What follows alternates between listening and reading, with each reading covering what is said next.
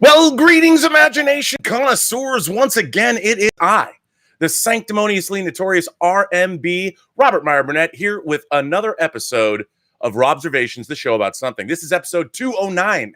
For those at home keeping score, I'm at home keeping score, and I can barely keep score. I can't believe we've done 209 episodes, all because of you, Imagination Connoisseurs, you members of this, the Post-Geek Singularity community. And by God, you guys, I mean, if ever I wanted to have faith in a community of people, it's you. The amount of letters, the feedback that I'm getting, all kinds of craziness from everyone. Fantastic. By the way, I did, in fact, just get out of the shower, so I have to wipe myself down because, it's hot. The air conditioning hasn't quite kicked in yet. Sorry about that. And yes, I'm wearing yet another Captain Power shirt because, my geeky T-shirts, there's stacks of them. And then when I get down to the bottom, I had a Captain Power shirt yesterday, and unfortunately, another one today. Cool shirts nonetheless. But I just want to say, remember, as you all know, these chats are brought to you by Lucky Tiger Men's grooming products for those men who want to look good and feel great. And you all know, those of you who have been here and new subscribers who haven't, if you go to the Lucky Tiger website, which is at getluckytiger.com, and you buy any of their fabulous products, and by the way, if you have beards and mustaches, I'd love to hear from you. I envy you. But if you go and you use their product, you go buy their product at getluckytiger.com and you punch in PGS for Post-Geek Singularity, you get 20% off your order. And I also have to remind you that Lucky Tiger is running their Tailgater giveaway. They are through this weekend, through Labor Day weekend. They're giving away $500 worth of tailgating swag, including a grill. You can be the envy of all your football fans when you're hanging out in the parking lot when you're pre-gaming it. Everything Lucky Tiger is going to give you will help you do that pregame better than you've ever done it before. My God, the Seattle Seahawks have one more game in the preseason. Very excited about the Jedi Knights of the Pacific Northwest. They're looking mighty good. Uncle Pete's going to take them all the way. I can feel it. Amazing. Anyway, let me wipe my brow. I'm already getting too overexcited, and I haven't even started yet. So, okay. I was going to do another Star Wars show. I was going to talk some Star Wars, but I don't want to be called out as being a clickbait whore. Let's face it, I am a clickbait whore, but I try and do it in a very erudite way so people don't really know. And I do want to talk about things that are really on my mind. First of all, what is always on my mind? What am I the gatekeeper of? I am the gatekeeper of verisimilitude, as many of you know. We've been talking a lot of verisimilitude lately, but I've been getting called on it. A lot of people are like, hey, Rob, how come you believe in this, but you don't believe in that? There's been a lot of people taking me to task, down to the mats, I think, about my belief that capital ships in the Star Wars universe, when they're operating in a gravity well of a planet, I find myself at a point of disbelief. I don't like this. And people are like, dude, come on. How can you believe in this, but you can't believe in that? Well, ladies and gentlemen, that is where one of my favorite sayings, the devil is in the details, comes into play. Believability in fantasy, whether it's science fiction, fantasy, or horror, whether it's in any kind of world building that you're doing, the key, look, I'm not George R. R. Martin, I'm not George Lucas, I'm not Gene Roddenberry. I am just a lifelong consumer of this. So, I guess I can have an opinion, but I have a learned opinion. And my learned opinion is this. Details, my friends. The more that a fictionalized world has details, even down to the minutia, it becomes more and more believable. And one of the great things about, let's just use A New Hope, or as I like to call it, Star Wars, because that's what it was called. Star Wars has an incredible amount of detail all throughout the world. We've talked about it before. I'm not going to get into all of it. But from the dialogue and then the production design, the costuming, everything about Star Wars was packed to the rafters, or the gills if you're a Shape of Water fan, packed to the rafters with detail. Now, we don't even know what this stuff is. I mean, now we do because we have the Star Wars Visual Dictionary and you can find out whatever the hell you want. I mean, it goes into minutia. It's like the filmmakers don't even know what half the stuff in the Visual Dictionary says because especially in the Force Awakens era, nobody even went that far. Certainly J.J. Abrams didn't. But the detail is what's important. And Star Wars, the first three Star Wars movies, Star Wars, Empire, and Jedi, pretty much established, not directly, But smart, astute viewers can infer things about how things work in the Star Wars universe by how they were presented. For instance, in Star Wars, after R2 and 3PO use the escape pod and go down to Tatooine, Darth Vader says to send a detachment down to go get them. Now, if his Star Destroyer could have worked in the gravity well of a planet, wouldn't he have just floated down to where the escape pod landed? And couldn't they have covered a lot more ground? I mean, the Star Destroyer is basically a mile long. You could have lookouts all around looking out for R2 and 3PO. But no, a capital ship in the Star Wars universe was not supposed to be able to do that. You send a detachment down, or you send a shuttle down. Clearly, I mean, what's really interesting about Star Wars is it establishes that they keep patrol dewback lizards on Star Destroyers for when they need them. Now, you don't see the dewback lizards anywhere in a Star Destroyer. They're just there. They're just a detail. So you think to yourself, wow, somewhere on that Star Destroyer, there is a pen of dewback lizards, because that's what stormtroopers ride to cover more ground. We don't see dewback lizards moving very fast, but you assume they can run. We do see lizard creatures that humanoids ride in the prequel trilogy, so I just assume dewback lizards are probably pretty fast. But sending a detachment down, and all of that detail creates verisimilitude, because everything is analogous to our real world. We all lived in the real world. We know what it's like when people ride animals, when human beings ride animals on the earth. You know, they can ride slowly, or they can trot, or they can gallop, or they can be in a horse race in the Kentucky Derby. Horses are very versatile creatures. You can use them to farm if you wanted to. So I would assume patrol dewbacks or dewback lizards are pretty much just as versatile. And they're kept on Star Destroyers. How do we know this? Because we saw it. Now, we can infer it. We didn't see like a shuttle bring one down, but clearly one did. Send a detachment down to retrieve them.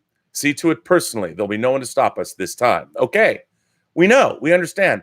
Empire Strikes Back. The shield generator on Hoth that protected the rebel base was strong enough to deflect any bombardment. Any bombardment, I would assume, from space. That's what they say. Now, if a Star Destroyer could have worked in a planetary environment, why not just, roll over the rebel base, get underneath that shield, just fly right in and use the Star Destroyer's turbo lasers and take out that shield generator? But no, that isn't what happened, is it? No, we saw a contingent of AT-ATs and AT-STs land, and there was a ground assault. Why? Because a Star Destroyer can't go into a planetary environment. That was true of the original trilogy. Then, of course, we've got all this other stuff that happens, whether it's video games, whether it's, look, man, I thought pulling a Star Destroyer out of the sky with my Force powers in The Force Unleashed was pretty damn cool, But all of these things, because, yeah, man, in a video game, that is cool. However, this is the problem. Video game storytelling, or as I like to say, I've said this many times before, cutscene storytelling is problematic. People are like, Rob, what about in V? What about in V? Or what about in Independence Day? In V, they've got those mile-long motherships that hang over the cities. In Independence Day, the city destroyers are 15 miles long. Well, here's the thing. From the very beginning, those starships were established as being able to do that. I never asked myself, how did those gigantic motherships just hang in space, hang in the air? How could they just, it didn't matter to me, because the first time I saw them, that's what they were doing. That's what they were doing. Now, with Star Wars, again, you have to look back to the real world. What is analogous to, say, a Star Destroyer? I would say, an aircraft carrier. Biggest ship we got, right? I mean, an aircraft carrier can't just dock at any port. You got to send smaller sport vehicles, or it's surrounded. Like when you see a carrier group, there's a bunch of ships around an aircraft carrier. And when you want to leave an aircraft carrier, for, say, a weekend furlough, whatever, I don't know. You don't just park that ship in port. I mean, sometimes you do, if the port's big enough. But I mean, that's kind of what space navies, everything is analogous to our world. in some way, shape, or form. I mean, the empire, the clothing, all of that. So in order to suspend your disbelief, you got to give me the details, man. You got to give me the details. That's what I need to know. In V and in Independence Day, that's the first time you saw them. That's the way you saw them. That's the way they are. So I didn't sit there and go, now, wait a minute. I just don't think that those ships can hang in the sky like that. I don't believe in those ships. Yo, man, when I first saw V, I was like, yes, I do. I believe. When Mark Singer was out there fighting those rebels in like Central America or wherever the hell he was as a photojournalist, and that giant mothership came over the sky and you see it and the rebels start shooting at him, I believed, man, or stopped shooting at him. I was there. The Beastmaster was being threatened by an extraterrestrial intelligence, and I was all in. Same with Independence Day. You know, I was Will Smith when Will Smith takes off his, gets up to get his morning paper. It's great. You look at the marketing for Independence Day. You get up. It's a day like any other. You walk outside. And there's this great moment. He doesn't quite do the Sam Neill, because he doesn't have his glasses on, the Sam Neill Jurassic Park glasses removal. I mean, that's probably the greatest scene of awe and wonder captured on a human face. Spielberg is the master of that. I mean, Kubrick has the stare. He's got that. But Steven Spielberg has the awe and wonder down. It's different, but still there. Anyway, that's what I'm talking about. When I'm talking about verisimilitude, I'm talking about getting enough detail to believe. Now, this is a very deft thing to be able to do. It requires that you even know what that detail is. You need, that's why when you have great designers, great production designers, and great art directors and all that, they kind of have an idea of where these things work.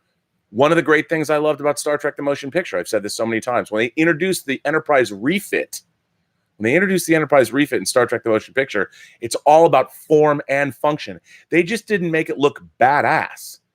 They made it work within the context of the ship. They actually show you, when you see Admiral Kirk get out and you see the entire secondary hull, basically. And then when you get to engineering, you're like, oh, that's how the impulse engines work with the warp drive. You get it all.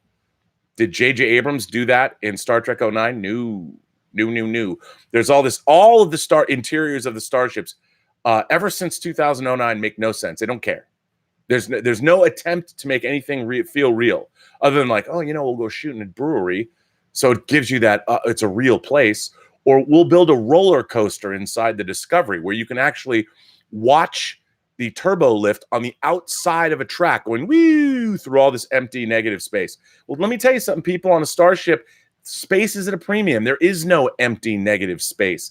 Even the corridors on the Enterprise in Star Trek 09, and all the rooms in Star Trek Discovery, too damn big.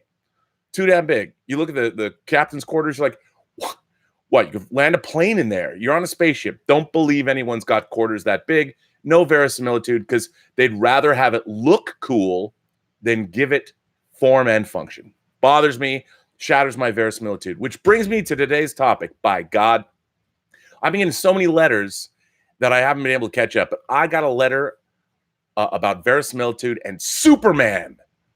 That's right, the Christopher Lee Superman movies. And if I'm not talking about Star Wars or Star Trek, it seems to me you guys and girls and gentle beings and people of all persuasions, all belief systems, all sexualities, genders, whatever, however you want to identify, doesn't matter. You all seem to want to talk about Star Wars, Star Trek, and apparently Superman, the MCU, whatever. And you know what's funny about that? You know what makes us all peas in a pod? I do too. That's why I'm here. And I got actually 3 great letters to start out to talk about Superman. You guys don't let me down. I'm telling you, I got the best viewers on YouTube. I have the best audience on YouTube. I've also got the greatest moderators, and they are here. We have the Honorable Mike Bodden, Mayor of Riverdale, Iowa. When he's not here, he's actually at city council meetings. He's either listening to people bitch and moan and complain, or he's lecturing about floodplains in Iowa, or he's going to Washington, D.C. and addressing councils of mayors. It's amazing. I've got Detective Jim. Detective Jim Boyers is here, who was once a watcher, once a viewer, then we conversed a little. Now I made him a moderator. Why? Because I'm obsessed with police procedure. Talk about verisimilitude. When it comes to crime thrillers, one of the first times that I really respected a film for showing me something that just reeked of authenticity when I first saw it is 1981's Film debut of director Michael Mann, his feature film debut, theatrically released feature film debut. One of my favorite movies of all time, Thief, starring James Caan, Jim Belushi, Tuesday Weld, Robert Prosky. Also a movie that has some of the greatest profanity ever uttered. I can't utter it here, but I would be demonetized.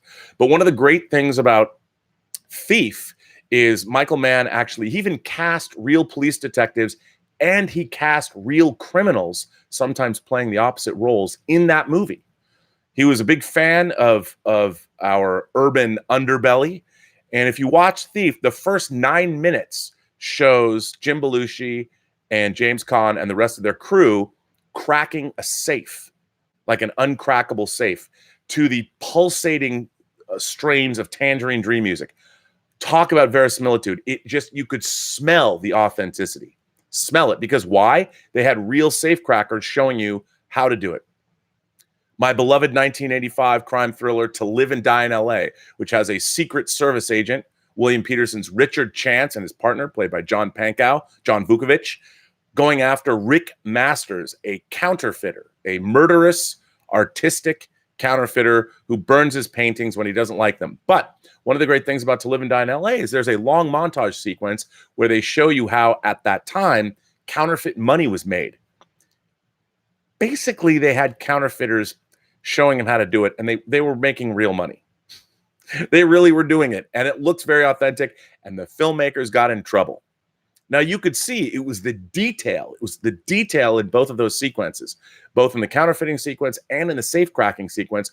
You could just tell that what you were feeling and seeing on screen was real because of the detail. Well, how does that apply to Superman? Let's see. This letter comes from Craig Stratton. Greetings, Rob. I would like, if I may, to talk more about the Superman movies, specifically Superman 2, and why I think it is a massive piece of overrated crap. You know, usually when you have massive craps, they're not overrated. They can't be overrated because they're so satisfying. But I understand what you mean. If you ask me, I think it is worse than Superman 3. And yes, maybe worse than Superman 4, The Quest for Peace. In my humble opinion, it is the worst Superman movie ever made. By the way, I just want you to know, when I first read this letter, this is almost as far as I got before I erased it, but cooler heads prevailed. First, though, I will start with the good. The cast. The acting is incredible. I cannot fault them. Reeve and Kidder are amazing. Terrence Stamp as Zod is iconic, and Hackman kills it as Luthor. Okay, and now the bad. Everything else. This movie is destroyed by the verisimilitude the first movie set up. I kid you not. This is what the letter says. This movie is destroyed by the verisimilitude the first movie set up. No longer do I believe a man could fly. At the opening of the movie, Superman needs to save Paris. This scene was only added because the film needed a new beginning. The original plan was to have the missile Superman caught and sent into space release Zod, which would have worked better. The scene in France adds nothing to the movie, and it's never mentioned again. The scene played no real role in the plot. Next, the effects somehow got worse. In the original movie, they used wires and cranes to make it look like Superman could fly. In this sequel, we get dolls in the air. Third, no Marlon Brando. He was cut from the movie because his contract stated that if he appeared, he was entitled to receive 11% of the film's revenue. He is Marlo fucking Brando. You give the Godfather whatever he damn well wants to have him in your movie. Fourth, all the new powers that Superman has. The infamous cellophane S and the forgetful kiss. Just awful. Fifth, the uneven tone. This movie is very jumpy. One moment it can be all laughter and jokes. The next moment, creepy horror movie on the moon. Then a powerful dramatic scene followed by funny comedy again. It doesn't fit together. Also, I'll tell you something I hated, just as an aside. First of all, I'll tell you right away, I like Superman 2, but I really hated the scene on the moon when I think it's Non, throws the American flag and it just falls to the ground. That drove me bonkers even in 1981 when I went to a special screening at the Grand Cinemas Alderwood. Fit the uneven tone. The movie's very jumpy. One moment it can be all laughter and jokes. The next moment, creepy horror movie on the moon. Then a powerful dramatic scene followed by funny comedy again. It doesn't fit together. Now, of course, the reason for this is clear. Midway through production, the director, Richard Donner, was replaced with Richard Lester. Wait, that sounds familiar. Lester was then told not only to finish the movie, but to change and reshoot some scenes. Wait, that sounds familiar too. I know what you're getting at there, by the way. And not long after the release, soon there was a call for the Donner cut of the film. First of all, the movie came out in 1981, and I never heard about the Donner cut until like at least the late 90s. Well, that sounds really familiar. The Donner cut is, I must say, a vast improvement, but not perfect because it isn't truly Donner's final version, just some scenes reworked and new ones added.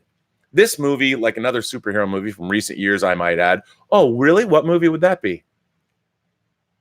Suffers because of background interference and the sudden changing of directors. And I hate it. Craig S. Craig, buddy, absolutely right. 100%. I'm with you 100%. However, I would like to point out, let me take you back to the heady days, the halcyon days of 1981. When Superman came out. And by the way, some people are going to go like, if my Australian viewers are watching, they're going, wait a minute, Superman 2 came out in 1980. Yes, it did. Superman 2 did come out in 1980 in your country. Came out in the United States, I believe, in June of 1981. Crazy, right? But true. I know that because I challenged it in the Schmodown once when I was asked when was Superman 2 released. And I said 1981. They're like, no, 1980. I said, au contraire. I was correct. I got the point. But anyway, back then, really the only big budget serious superhero movie we'd seen, I mean, I think Condor Man came out in 1981, but that's not really the same thing now, is it? But Superman, the movie, had come out in 78. This was the follow-up. And we had never seen one superhero battling another superhero or supervillain ever. We'd never seen it ever. So at the time, you have to remember, there was no MCU, there was no Tim Burton Batman, there was no The Crow, there was no Blade, there was no X-Men, there was no Sam Raimi Spider-Man. There was nothing. We had Superman the movie, and then we got Superman 2. And the ad line, I had the Superman 2, the release one sheet in my hanging up. I had the one sheet. It was shrink wrap too. It was beautiful. And it has Superman flying at the three villains. And the ad line is, the three outlaws from Krypton to Earth to confront the Man of Steel in a cosmic battle for world supremacy. At the time, Superman 2, I cannot tell you how badass it was. I remember seeing the trailer when Superman is thrown into the Coca-Cola sign. I mean, picks up a bus. Nothing like this had ever been seen before. Nothing. So the analysis, especially in the analysis that Craig has just made for Superman 2 and its verisimilitude, it was the only one of its kind. And yes, the really understood at the time that Richard Four Musketeers, in addition to Beatles movie Help, was a very esteemed British director. And the humor that was injected into the film and the pathos and all of that, people just went with it.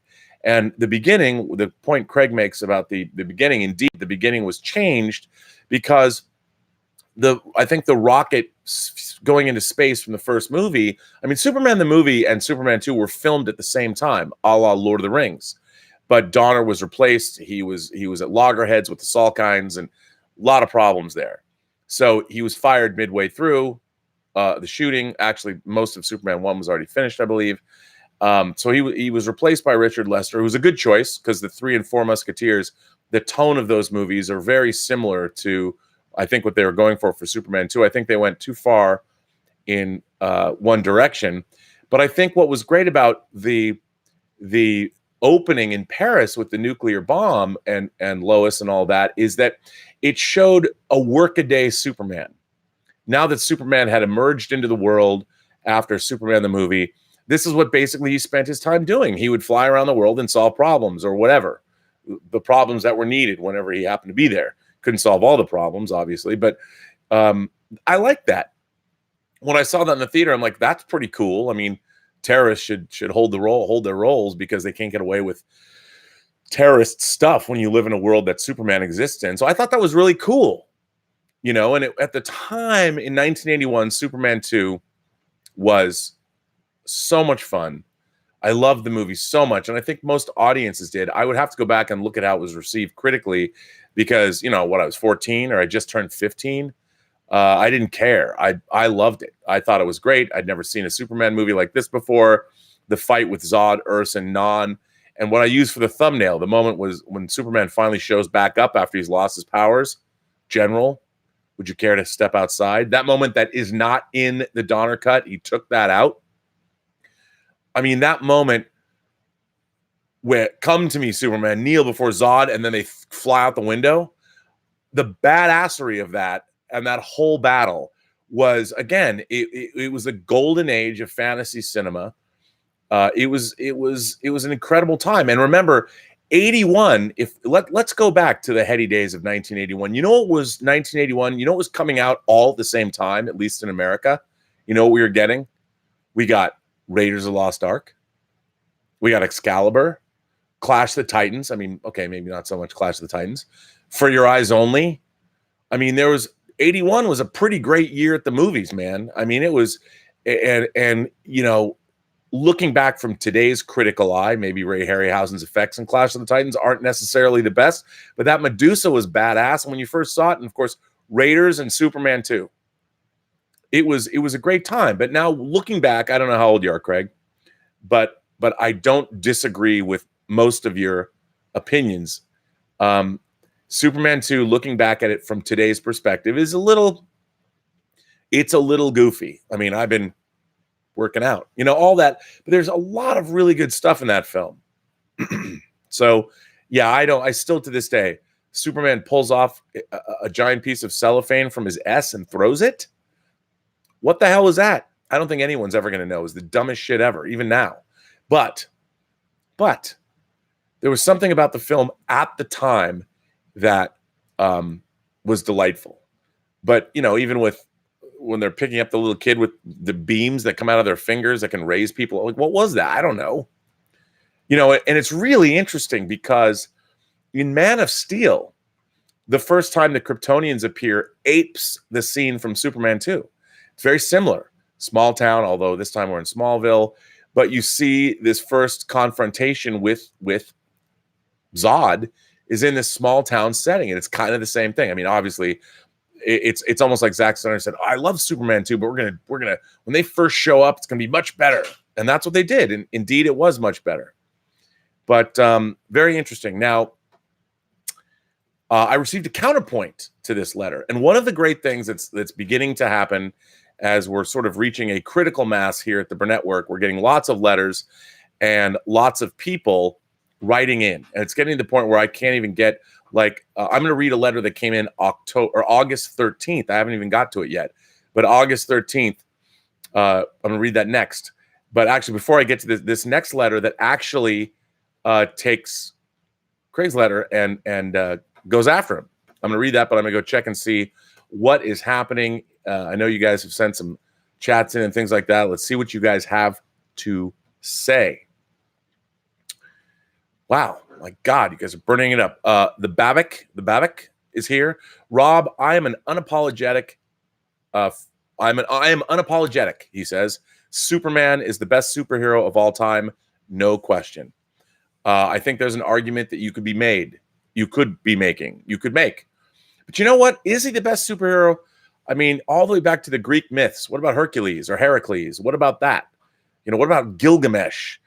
I don't know, but yeah, I think there's a great argument to be made, sir, or madame. I'm not really sure, but yes, sir, that Superman is the best. Royce Freeman is here. Do you like both Donner and Lester's cut of Superman 2? Since Donner couldn't shoot all he wanted and the Donner cut isn't fully his, which do you prefer? Royce, good question. You know what? I saw the Donner cut at the DGA with Richard Donner in attendance. I think it was the first time it was ever screened to the public or in a public venue. It's a good question. I like the Donner cut, but I have to say, because I saw it in the theater, and because I have the nostalgia factor, and because I really, really, really enjoyed Superman 2 for a long time, I got to go with Superman 2 the way I saw it in the theater and the way I watched it for 2 decades. You know, it's interesting to go back and watch movies and different cuts of them, but he wasn't able to fully realize the movie. It's not truly the finished Donner cut. It's the best he could do with what he had. And I like it. It's interesting. It's a great contrast, but I got to go with, I have to say, the original theatrical Lester cut. I got to go with it.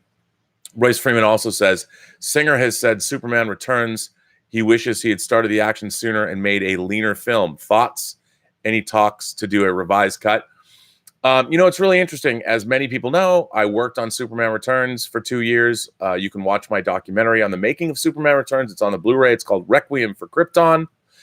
And the original cut of Superman Returns was significantly different than the theatrical release. As many people know, the Superman Returns used to open with Superman surveying the remnants of Krypton.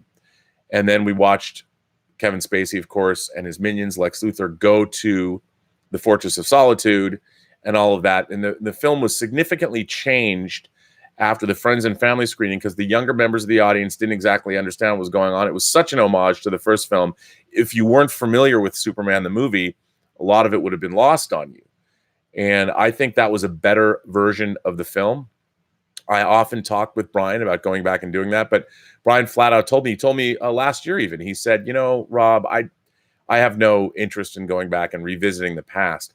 He was actually going to add into the original, his first X-Men film, a Storm origin scene and a Cyclops origin scene that they were going to shoot while they were doing X2 during production, and they were going to add them into X-Men 1.5, the DVD version. I also produced the special features for both X-Men 1.5 or now just X-Men and X2, along with my man Dave Parker.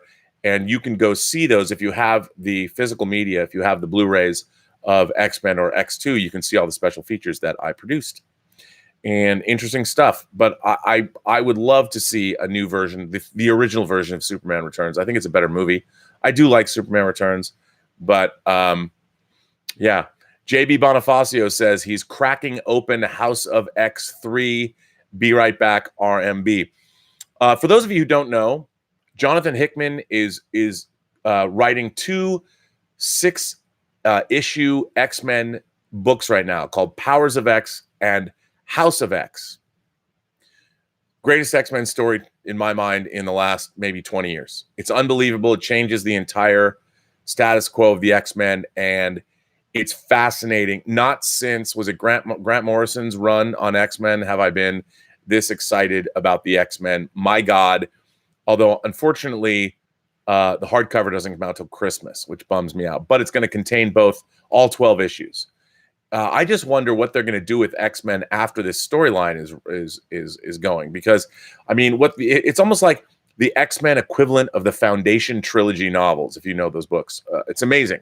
So, JB, I hope you liked House of X 3. I don't know what's going to happen. I mean, for those of you who don't know, if you don't know the X-Men, I can't get into it because it's too. But Moira McTaggart, who's been a longtime X-person, a friend to the X-Men, is revealed as being a mutant, and she has probably the most interesting mutant power of all. But I don't want to ruin what it is because it is so heady and so crazy and so out there and so awesome.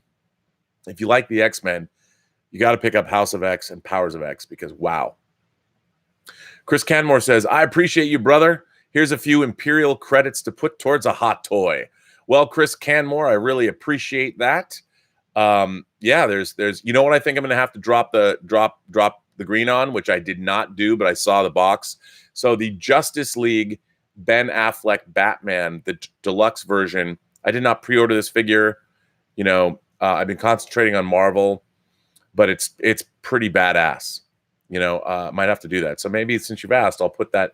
I'll go pre-order that Batman figure because if you pre-order, you have to put down like $25, and there you go. When AdSense drops that chunk of those nuggets, those ducats into my account, I will pre-order the Batman in your name. Willow Yang is here. Willow Yang says, did you really have Hawaiian pizza for lunch? No, I didn't. I typed into the live chat about an hour ago that I was having Hawaiian pizza for lunch. I was lying. That was for entertainment value only. I will never eat Hawaiian pizza when I can help it. Although, you know what? If I get Hawaiian pizza, what I do is I take the pineapple off and eat the pineapple and then eat the Canadian bacon pizza underneath, which is fine.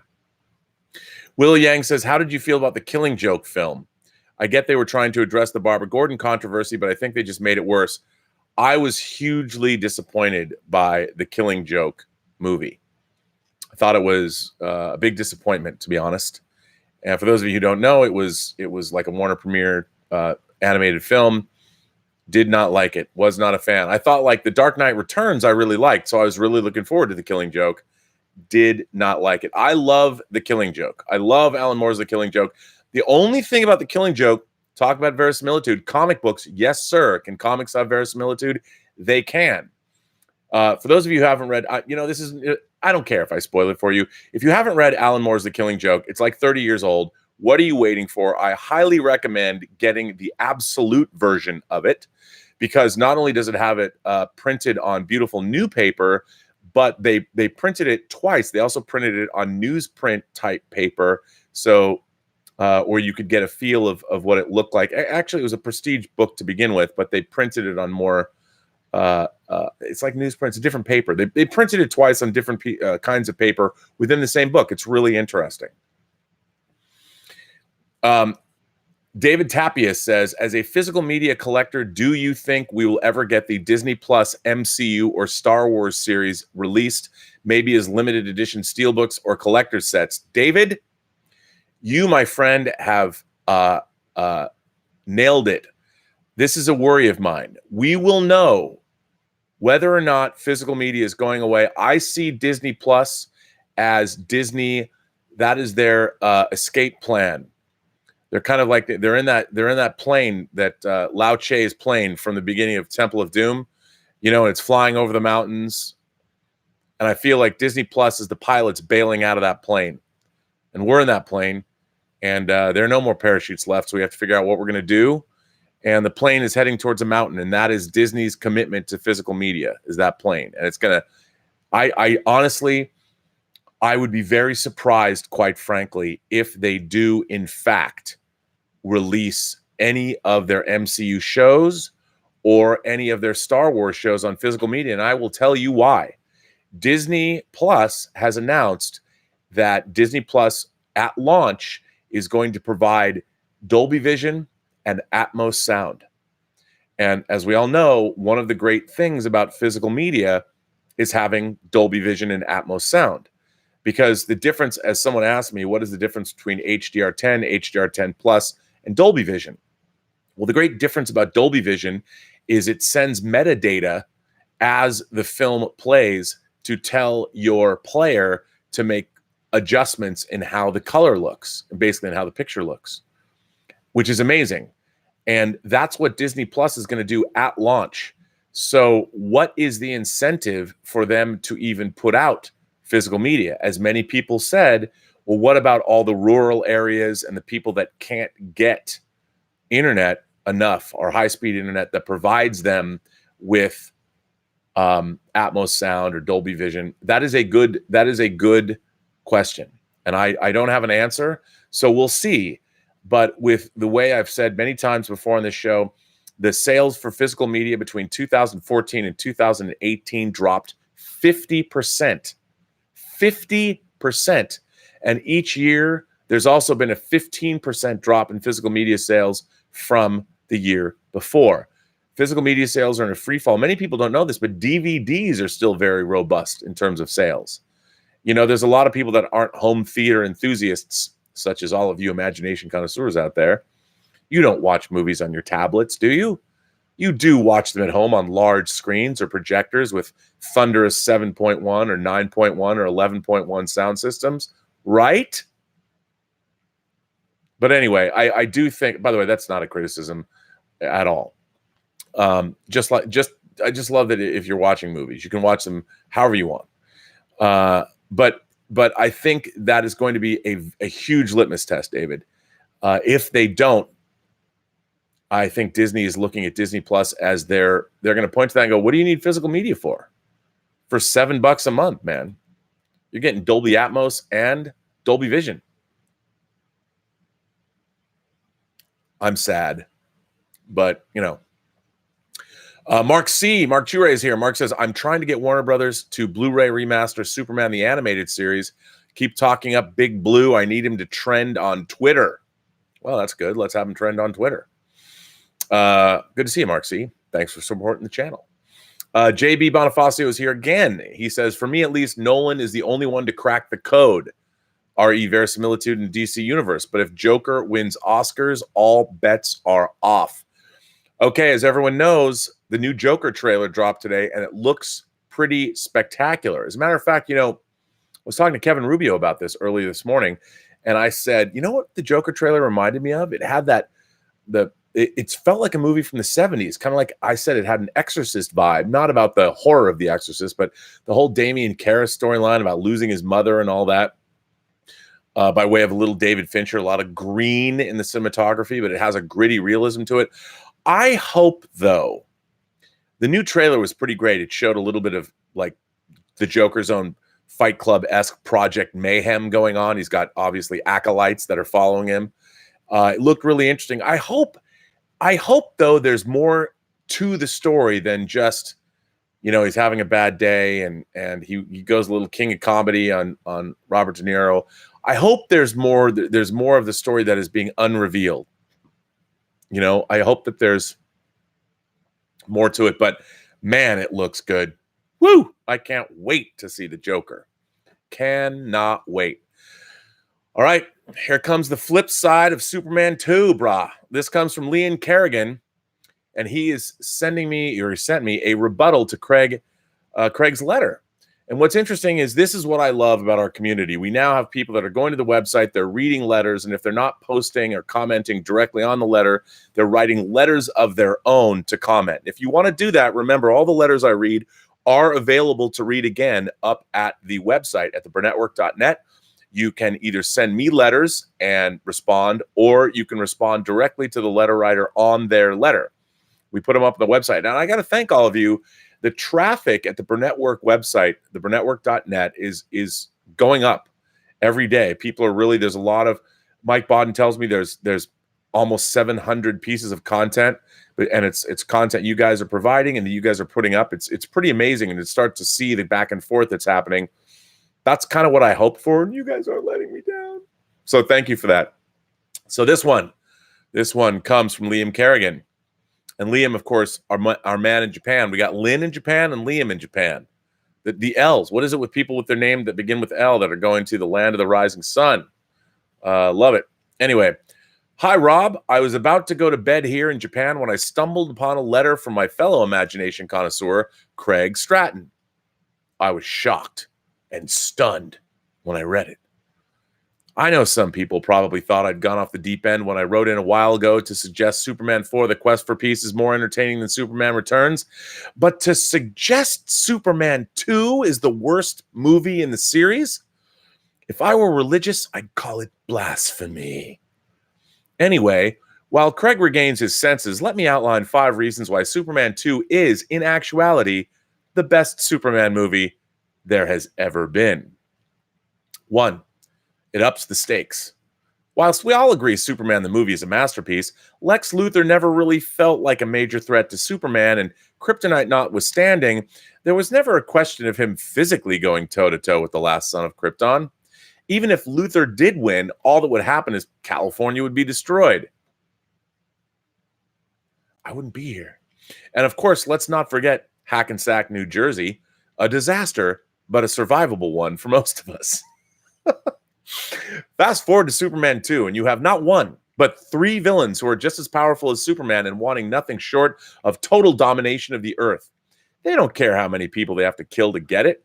In the same vein as Star Trek II, The Wrath of Khan, Superman 2 takes all of the characters that have been established in Part 1 and brings in an antagonist who pushes them to their absolute limits. 2. Kneel before Zod. A superhero story is only as good as its villain. and few exist more memorable than General Zod. In equal measures arrogant and ruthless, Zod is everything Superman isn't, and yet, at the same time, he is exactly the same power set as our hero. It's the perfect match. And how many other villains in cinema have catchphrases so memorable that almost 40 years later they are still being slapped on t-shirts? Zod isn't just a villain, he's an icon. 3. Action, action, action. As I mentioned earlier, Superman the movie established everything our hero can do, and so Superman 2 wastes no time in unleashing his power. How many other movies have a nuclear weapon attack being thwarted simply to set the scene in the opening 5 minutes? And then there's the epic battle for Metropolis, followed by the final showdown in the Fortress of Solitude, which takes up the final third of the movie. Everything here just clicks.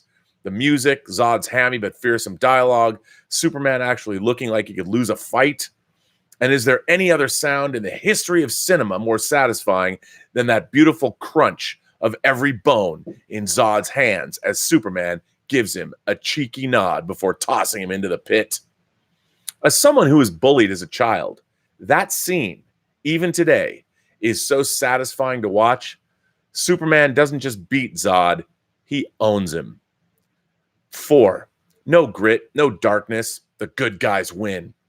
As I discussed in my previous point, I sometimes didn't have the happiest time as a child, and the Superman movies, number 2 especially, were a source of joy, positivity, and hope when I needed it most.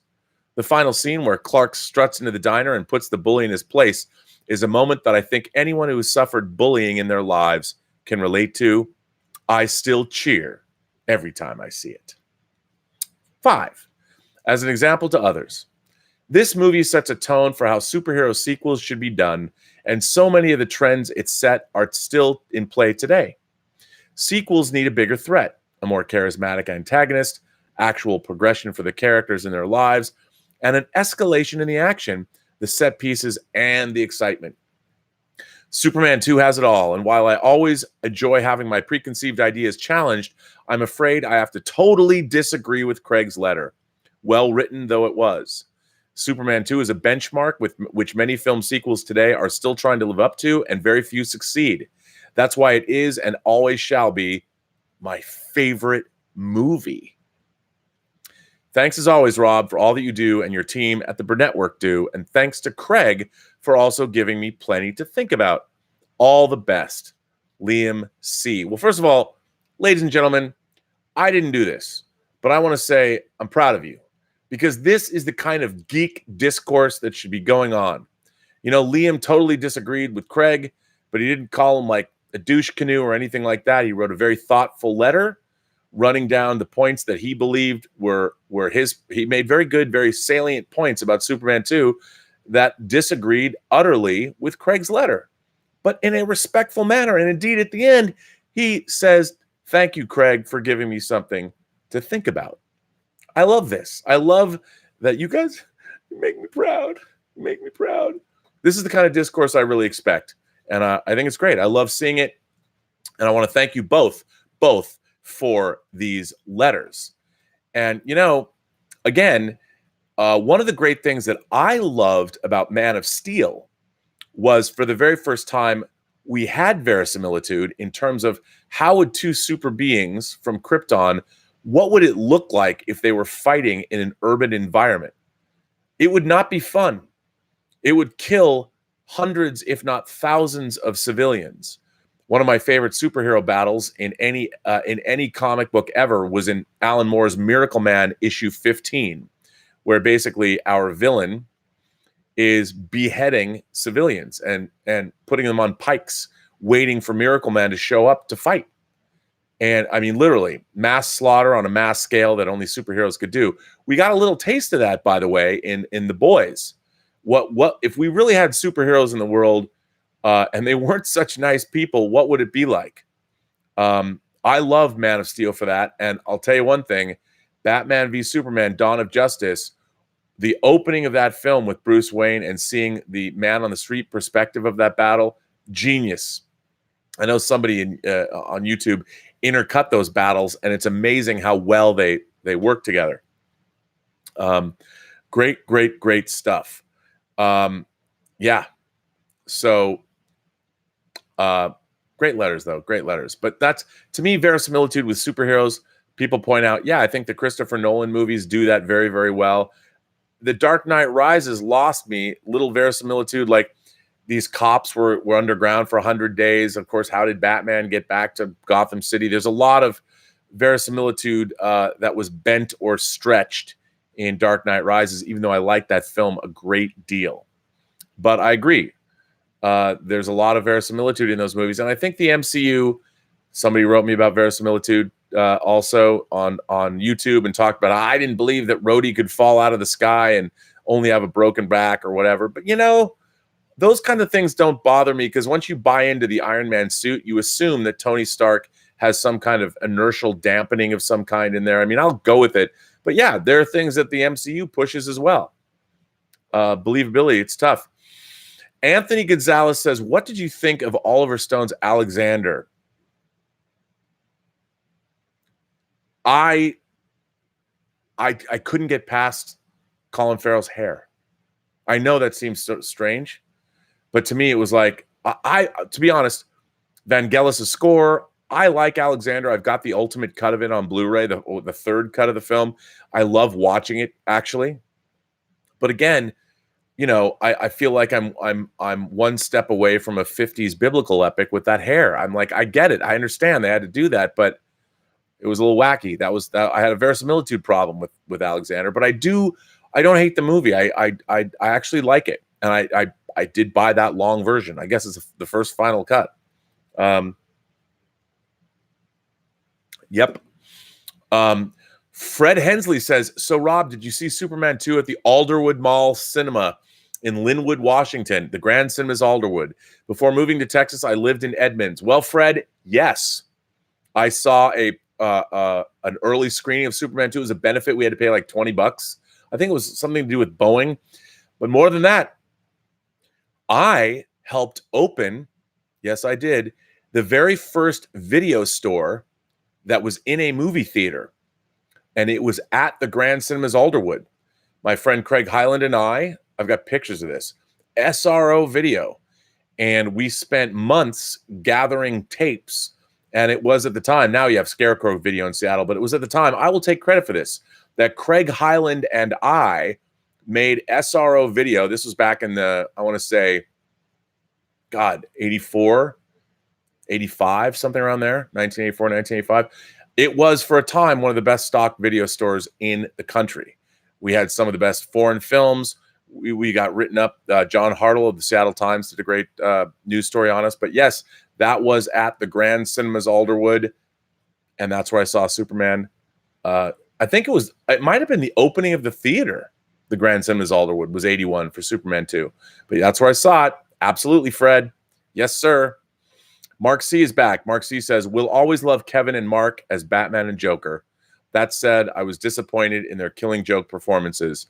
Wes Gleason is no Andrea Romano. Yeah, I know. That was part of the problem, too. Stubble McShave is here. Stubble says, in one of the canon Star Wars books, I don't remember which, an Imperial Star Destroyer must use all power to stay aloft in an atmosphere that can do it, but it's not normal operation. Yeah, but that was put to, look at Rogue One. We have a Star Destroyer just hanging over a city, just chilling. I hated that. Star Destroyers cannot work in a planetary environment. You know, and it was probably a Star Wars novel that came out after Attack of the Clones. Once we saw the Proto Star Destroyers or the Republic Star Destroyers, oh yeah, they can take off from the ground. I was bummed out. See, here's the thing. It's cooler if Star Destroyers are built in orbiting shipyards. That's cool.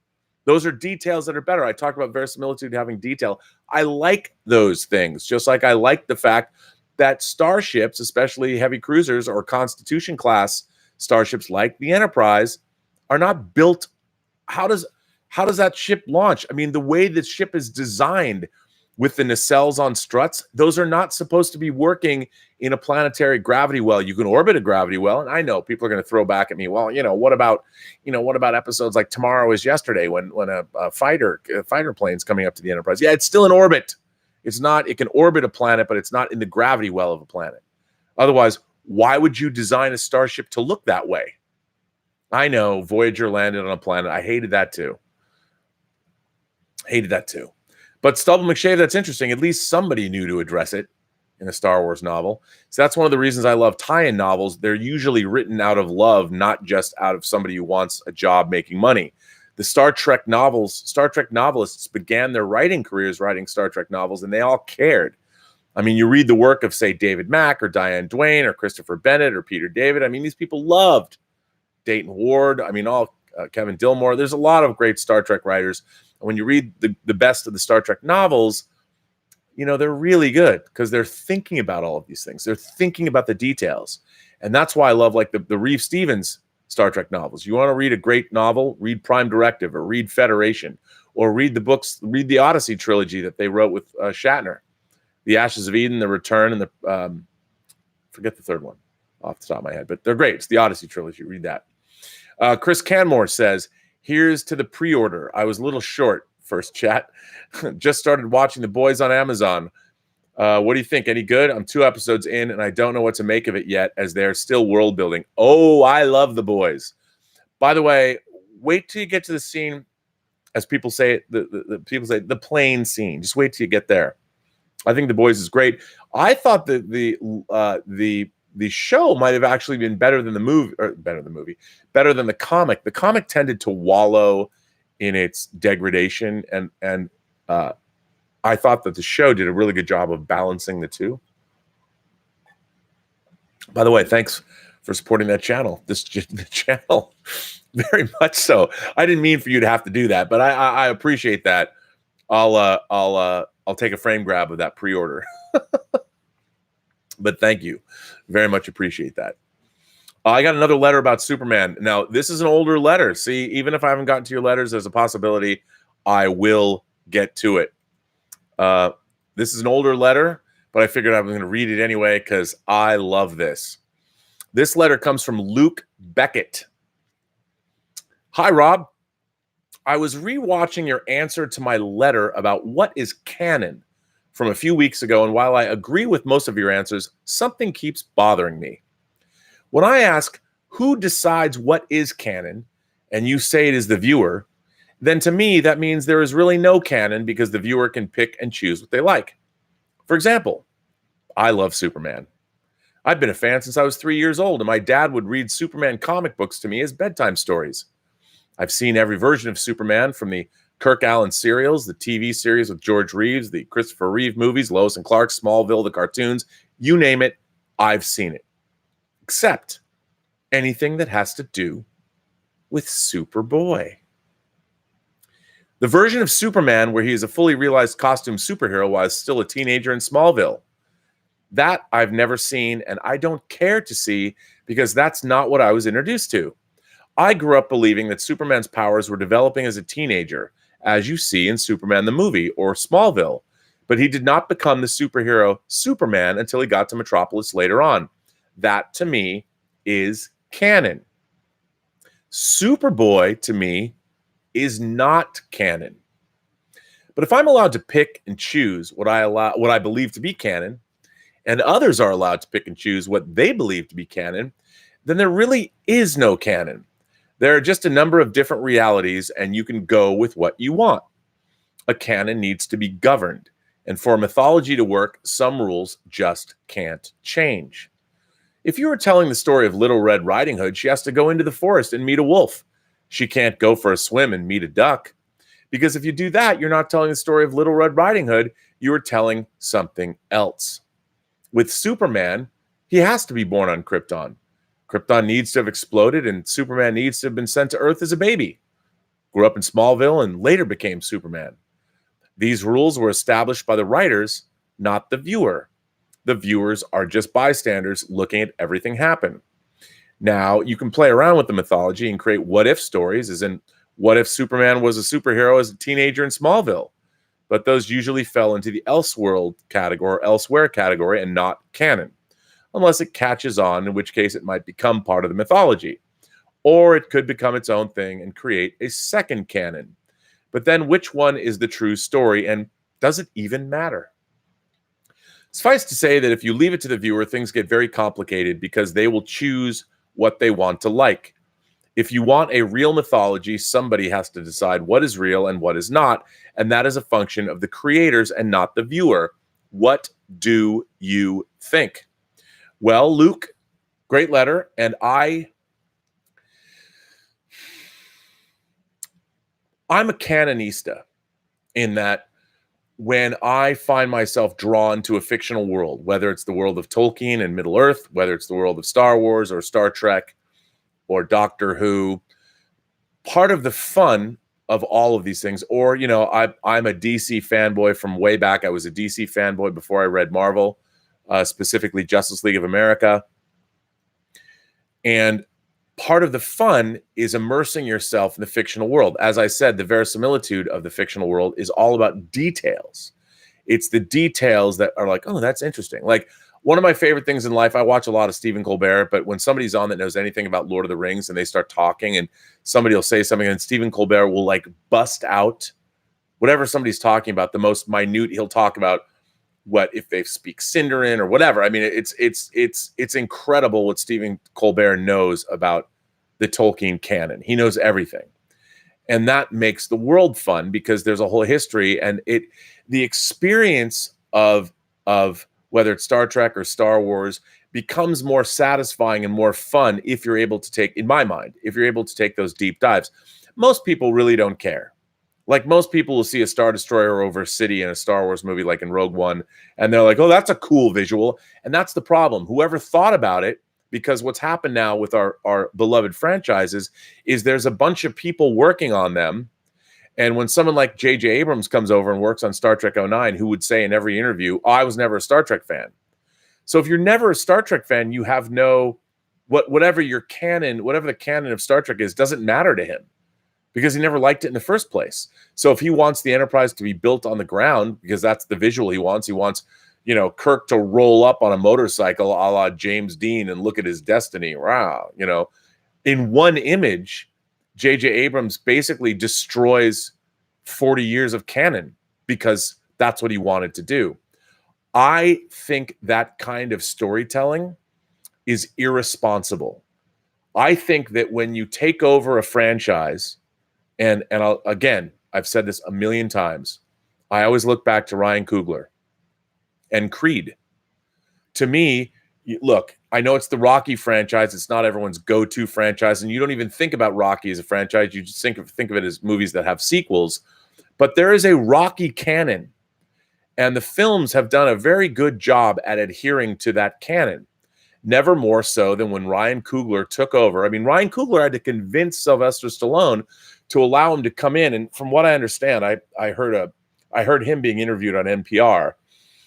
And he talked about, I guess Ryan Coogler's mother had cancer, and his father and him watched a lot of Rocky movies to make themselves feel better together. It was a bonding experience while they went through their mother's illness. I don't know if his mother passed away because of it, but he went to Sylvester Stallone. What balls on that guy to convince Sylvester Stallone to make this movie. And he came up with a new character in Adonis Creed, which, the timeline's a little fast and loose because when you have a 40-year franchise, I mean, there is a timeline because Rocky is as old as he is.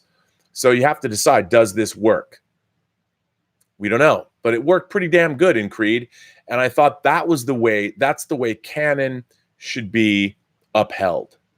And the problem is, like, when Disney buys Star Wars, now, you had people like Dave Filoni, and there are people that know Star Wars, but on a corporate level, if I was a guy like a Bob Iger and I was buying a franchise, I wouldn't just spend $4 billion on a franchise. I would come up with sort of a quorum, like the Quorum of 12 in Battlestar Galactica. I would come up with a group of people. I would hire people that know Star Wars, like a Dave Filoni, the story group. But the story group would be an advisory council, and I would go to them and I'd be like, I know Bob Iger's like, I've seen the Star Wars movies, but I know that there's books and comics. I don't know Star Wars. I need you guys, this group, to be an advisor of what to do. And I know they've kind of had all of this, but the problem is the people that the studios rely on. It's like when Rick Berman took over on Star Trek: The Next Generation. they didn't want anyone who were Star Trek fans to infect what was going on. Like Ron Moore, when he started writing for Star Trek in the 3rd season, he could never admit that he was a classic Star Trek fan. They didn't want that. Because at the corporate level, all of that is ridiculous. A corporation does not understand what fictional canon is or how it works. They don't get it. Well, the first thing that Disney wants to do is like, we need to create our own characters that we can now sell, that are ours, that we understand, that we create. I mean, that's why they did that. The reason, I'm sure the mandate was, and if they ever published Rinsler's book on the making of The Force Awakens, we would know. But I'm sure Disney killed that book because there was a lot about the machinations of how that worked. How did the Star Wars franchise, as it was taken over by Disney, how is it sort of absorbed? So I think that there is, all fictional universes need a canon, and they need to adhere to the canon so the audience continues to show up. I mean, one of the great things about like The Expanse, for instance, The Expanse has a pretty big canon now. You've been following characters and they're expanding relationships, but The Expanse has books, 8 books now to fall back on. And that means that the canon has already been established in book form by the original creators, and the showrunners just need to show fealty to those books, and you're going to come up with a great show. Well, what's happened with Star Trek since the J.J. Abrams era is that they've wanted to reimagine and reinvent Star Trek. I mean, look, this idea that Star Trek Discovery is canonical to original Star Trek, there's a lot of people who say, see, it's canonical. It's not. It isn't canonical. All they've tried to do is change things the way they want them, and it isn't canonical. And for somebody like myself who spent, most of his life immersed in Star Trek, and by the way, Star Trek has always redeveloped its own canon. I mean, when I was growing up reading books, Rick Sternbach's book, The Star Trek Spaceflight Chronology, that came out on the heels of Star Trek The Motion Picture, this great sort of an oversized book that had the timeline of the Star Trek universe. It was all made up, but it was an extrapolation on the original series, the animated series, and the motion picture up to that time, because that was all the Star Trek that existed. I love that book, and I accepted it as canonical, and I'm sure a lot of the Star Trek novelists in the mid-'80s, before Star Trek The Next Generation, were using that as a reference book. So a lot of what was going on seeped in to Star Trek DC's comics. So there was canonical stuff going on in the Star Trek franchise on many different levels, even though there was nobody sort of overseeing it. When Star Trek The Next Generation came out, I mean, it did something in Encounter at Farpoint that shook my world. It said that there was the post-atomic horror of World War III. I was like, what? And so Star Trek, I've always dealt with shifting canon. But because of Star Trek, we had 25 seasons of Star Trek between Next Generation, Deep Space Nine, Voyager, and then Enterprise, which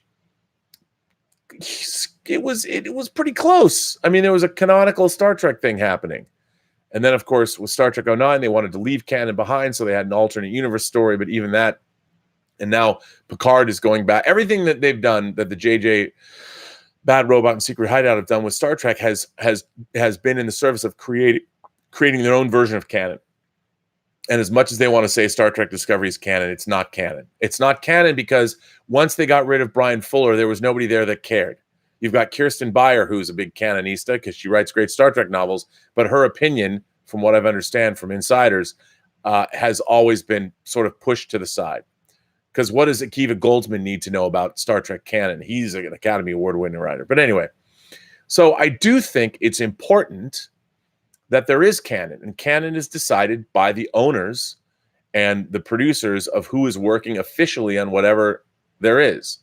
Superman canon is all over the place. I mean, if you don't like Superboy, do you like the Legion of Superheroes? I mean, I love those stories as a kid. I like the idea that there was a Superboy, and of course, we've seen Superboy even meet Superman. Part of the reason we had the Crisis on Infinite Earths was to reconcile all of this that was going on. I mean, it's crazy. It's crazy going on. The DC canon is wacky. So I understand how you, like, there was no Superboy in the 50s Superman in the George Reeves Superman series. There was no Superboy. He didn't exist. I get it, man. But I think, the people that are custodians of these franchises, they're the ones who decide canon. And as I think it's better, if it's a TV show or a movie, if you haven't seen it on screen, it's not necessarily canon. Now, there's a lot of, unless like Disney has their story group and they're saying the new Star Wars novels and all of that, the comics, I guess they're all canon. But you need to have people that really understand what's going on in order to keep canon straight. Because look, I think having canon and having a canon to follow, canonical fictional works are just more fun and more satisfying for even the casual audiences and those who like to take deep dives. And I think part of being a good custodian of a franchise is to make sure you have a fealty to your canon. It just makes our fictional worlds that we're interested in better. Certainly George R.R. Martin knows that. Frank Herbert knows that. J.R.R. Tolkien knows that. Stephen R. Donaldson knows that. Anne McCaffrey knows that.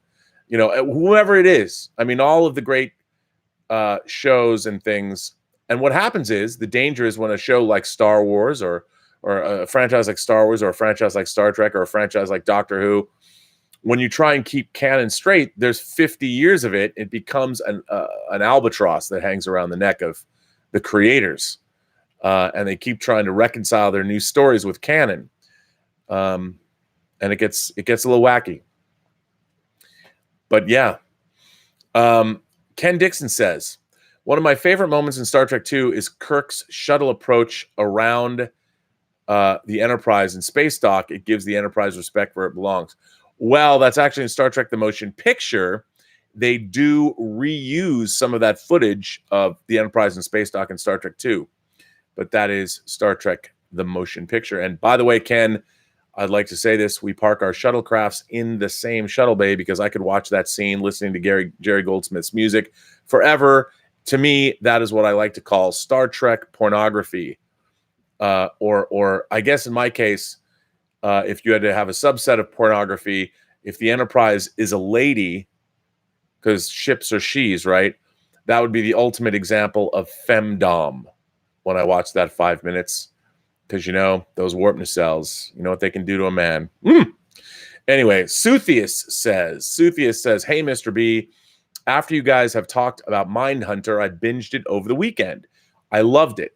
Very interesting, very intriguing. I loved Kemper.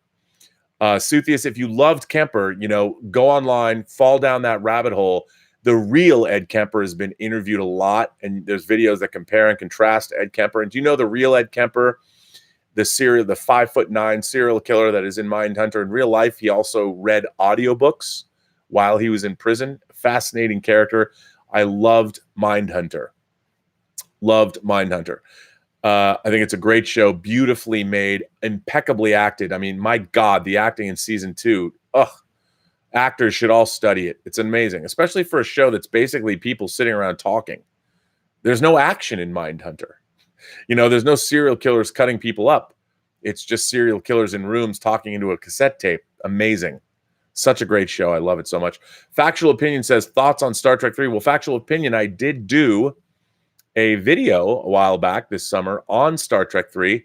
Not a fan of Star Trek 3. There's a lot of good stuff in it, but overall, I think it's cheap and it's lackluster and it doesn't hold a candle to Harve Bennett's original story, Return to Genesis, which was much more adult and I think interesting. But there's some stuff in it that I do like. I mean, there's moments. I think the movie really suffers from the fact that Leonard Nimoy, it was his first directorial outing, and it really shows. It feels like Star Trek 3 sometimes feels to me like a really good movie that you'd see in film school. Somebody's really good first film in film school. But you should check out that video, the Star Trek 3 video, because I think it's back in June I did it for the anniversary. It was actually the 35th anniversary of Star Trek 3 this summer, and I did a whole video about it. So check that out. Let's see. What do we got? We got more letters. So many good letters. Yeah. Actually, there's another one. Oh. I love this. Okay. I don't get a lot of toys. I don't get a lot of letters about toys. But this letter, as Mike Bodden calls it, climb aboard the rant train to Rantsville, because I love this letter. This letter comes from Kyle A. Dear RMB. Now, first of all, before I read this letter, for those of you on the Burnettwork, there's an early video I did for the 100th episode of Collider Heroes about my Hot Toys collection. And the reason I mention that is because I talk about why do I like action figures and what my problem was with many licensed toys when I was a kid, because licensed toys sucked. And now we live in an era where licensed toys, and Hot Toys being the absolute Tiffany standard, I love Hot Toys because I could never get toys like them when I was a kid, even though I wanted them, but nobody made Hot Toys that were remotely similar or anywhere near them in quality. So that is why I dearly love Hot Toys. And I explain that. I explain why. But this letter is Kyle A's letter, touches on that. Dear RMB, I thought I would write about something fun today. However, this is a very important and integral topic to be discussed within the Post-Geek Singularity. I'm going to talk about The Last Jedi. Hold on. Everybody take a deep breath and relax. I'm not going to go into my opinion of the film. I'm here to talk about The Last Jedi toys, and also just the state of Star Wars toys in general. I'm going to be honest, Rob. I'm angry. So be prepared. Things are going to get real nerdy. I warned you. When I grew up, I didn't play with as much Star Wars as I did superheroes or G.I. Joe. But Star Wars toys were a part of my collection. Toys became the basis of my imagination.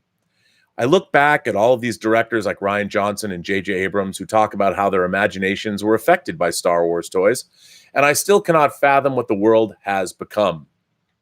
Star Wars toys suck now. As an aside, I would say, unless you're buying Hot Toys, Star Wars toys. Now, I'm going to brush aside my favorite Star Wars toy line right now, the Black series, because that is a collector's line and it's targeted for more adult collectors. Instead, I'm going to focus on the basic line, the one made for most customers. One of my favorite parts of the 6 Star Wars films prior to the new films are the toy lines. When I look back on them, they made almost every character. I bet you have no idea who C.O. Bibble is, but they made an action figure of him. They made Shmi Skywalker, Padme's handmaiden, Sophia Coppola and Keira Knightley, Max Rebo's band, almost every alien at the Mos Eisley Cantina, and even a toy model of Luke's T-16 Skyhopper. They didn't make a Tarkin until Power of the Force, but they still made him. Now let me give you a list of the figures that they made for The Last Jedi. Rey, Kylo, Finn, Rose, Poe, Leia, Paige, Luke, C-3PO, R2-D2, 2 Praetorian Guards, DJ, Hux, Chewbacca, Porgs, Tally, Canto Bite Officer, and Snoke. That's a mouthful, but most of those characters are the same from The Force Awakens, albeit in different costumes. Hasbro has some sort of prejudice against alien characters in Star Wars. Where's the character Joseph Gordon-Levitt played? Where are the animals that Finn and Rose saved? Where is Broom Boy? They hardly make play sets now. The Millennium Falcon that was made for The Force Awakens was a frickin' Nerf gun. The coolest scene in The Last Jedi cannot be reenacted because they didn't make all of the guards to fight Kylo and Rey. Where is the effort in Star Wars toys anymore? Toys are being forgotten thanks to video games and social media. I find that a shame. How are children going to reenact the iconic scene in The Last Jedi when Admiral Holdo blasts through a Star Destroyer when they didn't make an Admiral Holdo or a Star Destroyer? They didn't make Admiral Holdo? I mean, I can't get a Laura Dern action figure? How will this affect the imagination of future directors?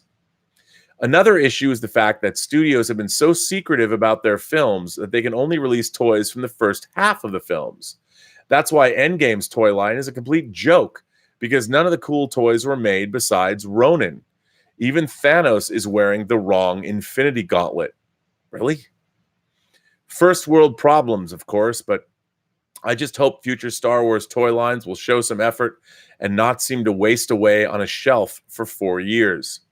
I just hope this letter makes some people laugh, and I wish everyone a great day. Just give the kids or me, a damn Jedi Luke from the Battle of Crate, preferably sold in stores. Sincerely, Kyle A.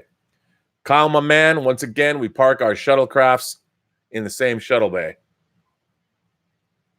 But you said it in your letter, man. You said it in your letter. I mean, where did you say it in your letter? You did say it in your letter. I want to read it again because you said it. You said to here, toys are being forgotten thanks to video games and social media. I find that a shame. How are children going to reenact the iconic scene in The Last Jedi when Admiral Holdo blasts through a Star Destroyer when they didn't make an Admiral Holdo or a Star Destroyer? There's a reason why they didn't make those toys, because they're not selling. You know, some of my friends over at various other websites like the Fandom Menace websites will talk a lot about how toy sales are down. Star Wars toy sales are down. The reason Star Wars toy sales are down is because children are not playing with toys the way we used to. When we were kids, and I don't know how old you are, Kyle, but when I was a kid, the video games were basically glorified blocks that moved around. You know, when you would get a Jedi fighting game, you would have one circle that was enclosing a square, and there would be a line that was made out of other squares that you could zip around, and that was a lightsaber battle game. That's an Atari 2600 lightsaber battle game. I've even said I still build plastic model spaceships. You know, I've got them. I'm surrounded by unbuilt plastic model spaceships. I've had this here since the weekend. I've got my Gundam RX-178 perfect grade Gunpla kit here that I've resurrected. I've been doing some little paint work, and I got to put his decals on and things like that. Kids don't care. I mean, the people that are making these things, I mean, I think in certain countries, like there's this guy, Genic. He never shows his face, but go to his, I think it's Jenic, Genic. This dude is the Rembrandt of Gundam model painting. I will have my morning coffee and just watch Genic videos. It's very soothing. If I'm having a bad day, or I feel like, oh, something cataclysmic happened to my bank account, for instance, and I'm depressed, I will turn on Genic's YouTube channel and just watch the dude wield an airbrush, you know, the way I don't know, Rembrandt or Michelangelo or whatever. The great artists, Genic is one of them, even though he's painting Gundam model kits. I mean, Elizabeth gives me a hard time. She's like, yeah, but when you're building models, it's not like it's artistic. You're just putting things together, pre-planning. And I'm like, no. Watch Genic. Genic paints models however you want. But kids today aren't building models. You know, I talked about the other day how at the Big Bad Toy Store, they have the perfect grade, the 177 perfect grade, the 172nd scale perfect grade Millennium Falcon model that Bandai put out last year, 2 years ago. It is the single greatest model of the Millennium Falcon ever made. Now, I built the Fine Molds 172nd scale Millennium Falcon, and it took me like 3 months to paint it. And I don't know if you can see it. It's right up there. The perfect grade Bandai kit's bigger. Now, I want that perfect grade Bandai kit, but who's going to buy it? D'Agostino, I'll get the studio, I'll get the quarter scale or the studio scale Millennium Falcon and build that instead. But kids today, who's going to spend all that time building a model when you can put on a Battlefront 2 video game or whatever, just the new Battlefront for PlayStation 4, and fly a photorealistic Millennium Falcon? I mean, the whole point about building models and making them perfect is that there's something about having a miniature something and holding it in your hand that was very primal. But as a kid today, when you can fly a Millennium Falcon that's photorealistic, and you can fly them in 4K or whatever with a refresh rate of 60 frames a second or whatever it is, and you can blow the hell out of the Imperial forces with your Falcon or your X-Wing, or you can be the Imperial forces and blow the hell out of the Millennium Falcon, it's really hard to go back and expect kids to play with toys and action figures. Look, I think there'll always be that. The kids will always have that, but we're changing. And I love toys. I mean, right next to me, I got model rockets, I got miniatures, I got action figures, I got books. You know, I got this my Hot Toys shelves. You know, and then it's a fraction of my collection. And this is a vestige of my childhood, and I've grown up with it. I'll probably be. I mean, one day I've got to cut myself off because, you know, I mean, I don't want to like buy a hot toy figure and not even be able to unbox it and have a heart attack and die. There's got to be a point when I say no. But I do look at toys. I love toys. You know, I mean, um, Big Bad Toy Store, they just got in the Soul of Chogokin Getter Robo Messiah. I didn't even know there was a Getter Robo Messiah from the pages of the manga, but I looked at it, I'm like, I have to have that. I don't really have to have that. I just love, I've got the future Getter Robo and Getter Robo G figures, which are each $500. Like, why did I buy those? But because I'm insane, and I've still kept my childhood sense of wonder, and kids today just don't have that. It's just a changing thing. I think it's sad because, look, the problem is today, before collectors, look, you can't, the Black series is awesome. It really is. And I still want to get that Black series TIE Fighter, and whenever I see like they come out with a Black series something or other, I want to buy it. But I just vowed, look, the 1/12 scale, that's already bad enough. And I vowed I was not going to go 1/12. I just won't do it. I wasn't going to do it. And then Mezco started putting out figures like the Alex from A Clockwork Orange. They put out Moon Knight, which I've shown that I picked up at Comic-Con. I don't want to go 12 scale, because if I went 12 scale, it would be a rabbit hole I don't want to go down. Like you said, they're great figures, but they only make a certain amount of things in that 12 scale. And I mean, my God, you know, I'm still doing that. I'm getting the Eagle Moss. What is it? Is it the, is it 1/8 scale? The 1/8 scale DB5, you know, that kit, and you pay $40 a month. You get the parts. I don't think kids would want that stuff. Kids didn't grow up that way. There's 1612 is putting out new die-cast Eagles from Space 1999. You go to 1612. My God, I was late to that party. I didn't even know they were putting them out. I love my Eagle transporters. My God, they're doing a great job with those things too. They're going to put out an Earthbound set that comes with Christopher Lee's ship from the Earthbound episode of Space 1999. It's crazy. But kids today don't care. I mean, look at how toys have become. They're all premium. Kids couldn't afford them anyway. You know, and I just don't. I think it's a whole different world now when you've got video games, and every time you turn on a video game, you can walk in a different direction. Sandbox games. I don't know if I would want to collect miniatures. I mean, you and I lament it all. It's sad. Requiem for toys, man. Maybe we got to do that. That's why I love watching the Toys That Made Us. It's the greatest thing ever. But yeah, I'm with you, man. I am with you. Now, you know, here's a Star Wars letter. But first of all, Dan Vakura is here with a good Star Wars letter, actually. I'll read that, but let's see what anybody's saying in the chat. My chats are just, time just flies by with you people. Flies by. Suthius also says, I also binged Manhunt Unabomber. Thoroughly enjoyed it. Paul Bettany was great as Kaczynski. Even Sam Worthington was good. Any similar shows?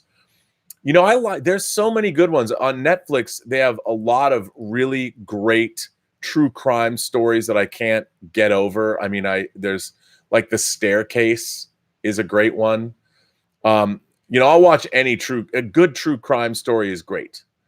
But watching the behavioral sciences division and how it's so great trying to watch the old school FBI figure out what they're going to do. And it was great seeing in Mindhunter in season 2 how they have the new director of the FBI who's like, oh yeah, I get it. I see what you guys are doing.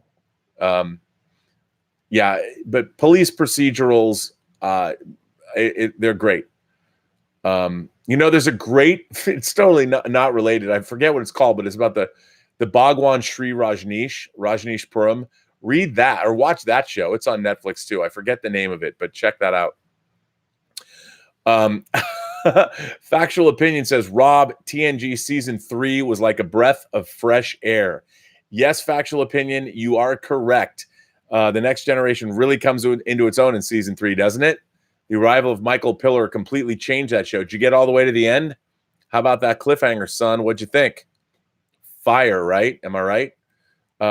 Yeah, I'd love to hear more about what you thought of season 3. Anyway, here's a Star Wars letter, because you know what? You can't have enough Star Wars letters. This comes from Dan Vakura. And this is a good letter. Hey, Rob, I'm responding to Catherine C's letter, along with your thoughts on Star Wars with the recent footage from D23. I do not believe that the plan was to bring back Palpatine, especially with no setup in the sequel trilogy so far. J.J. Abrams said at D23 that most of the third act remain the same, and I can buy into the idea that he always wanted to bring back Palpatine. However, I sincerely doubt that it was plotted out and that it was always the plan. JJ admitted right before Celebration this year that Rian Johnson took the story in a different direction. Rian Johnson was also casting for Finn's love interest in September of 2015, which became Rose 3 months before Star Wars Episode 7, The Force Awakens came out. I'm sure Ryan knew what the story was and hopefully saw a cut of the movie, but Luke was originally levitating boulders as Rey approached him at the end of Star Wars The Force Awakens. Mark Hamill admitted that in January of 2018 before JJ removed the scene to keep it consistent with Luke cutting himself off from the Force in Star Wars The Last Jedi. The only real plan for the trilogy was to have Episode 7 be Han's movie, Episode 8 would be Luke's movie, and Episode 9 would feature Leia. That was frankly not well thought out. I'm in complete agreement with you when you say the original cast needed to be together at least once. Mark Hamill was criticizing the fact that it didn't happen 6 months before Star Wars The Last Jedi came out, but it got ignored since Star Wars The Force Awakens was well received by the public. People only started paying attention to his comments when Star Wars The Last Jedi got released, since he's been very critical and said he was lied to about his role with only getting one movie. Mark Hamill also said in an interview in March of last year that Luke didn't die in George Lucas's version until the end of Episode 9 after successfully training Leia.